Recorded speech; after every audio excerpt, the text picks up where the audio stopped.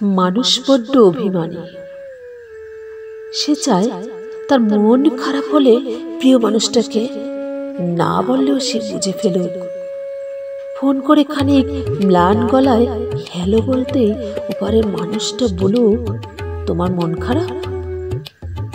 তার এলোমেলো চুল, খানিকটা লাল চোখ দেখে বলুক, তোমার ঘুম হয়নি রাতে? দুঃস্বপ্ন দেখছো? টেনশন করছো কিছু নিয়ে?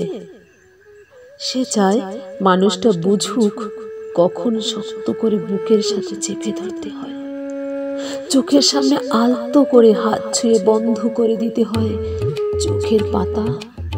সে চায় মানুষটা বুঝুক কখন হাতের মুঠোয় হাত রাখতে হয়, ফিসফিসিয়ে বলতে হয়, আমি তো আছি, তবে মন খারাপ কেন? সে চায় মাঝরাত্রিতে সে টের পাক পাশের মানুষটা তার মাথার নিচে সরে যাওয়া বালিশটা ঠিক করে দিচ্ছে। শেষ রাতে যখন খানিক হিম নামে তখন জড়িয়ে দিচ্ছে ওম চাদরে। সে চায় মানুষটা মনে রাখুক তার জন্মদিনের কথা, প্রথম দিনের কথা, স্পর্শ অনুভূতির কথা।